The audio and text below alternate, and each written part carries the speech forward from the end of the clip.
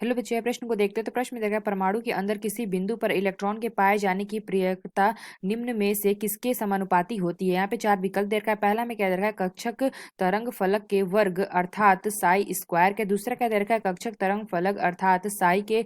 तीसरा क्या दे रखा है, हेमिल्टोनियन ऑपरेटर अर्थात एच के। और चौथा क्या दे रखा है, मुख्य क्वांटम संख्या अर्थात एन। आइए मुख्य अवधारणा की चर्चा करते हैं। मुख्य अवधारणा प्रश्न में क्या पूछा गया, परमाणु के अंदर किसी बिंदु पर इलेक्ट्रॉन के पाए जाने की जो हमारी प्रयोक्ता होती है निम्न में से किसके समानुपाती होती है। तो यहाँ से अगर हम देखें तो हमारा साई स्क्वायर को प्रयोक्ता किसको कहते हैं, प्रयोक्ता हमारी क्या होती है, साई स्क्वायर। इसको हम कहते हैं, साई स्क्वायर को हम प्रयोक्ता घनत्व कहते हैं, प्रयोक्ता घनत्व।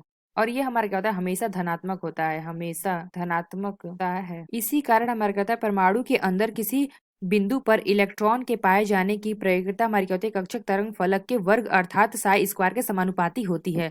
यानी हम कह सकते हैं कि यहाँ पे हमारी जो प्रयोज्यता होती है यानी कि प्रयोज्यता घनत्व को क्या हम कहते हैं, साई स्क्वायर कहते हैं। यह हमारे कहता है हमेशा धनात्मक होता है। इसी कारण हमारे कहता है परमाणु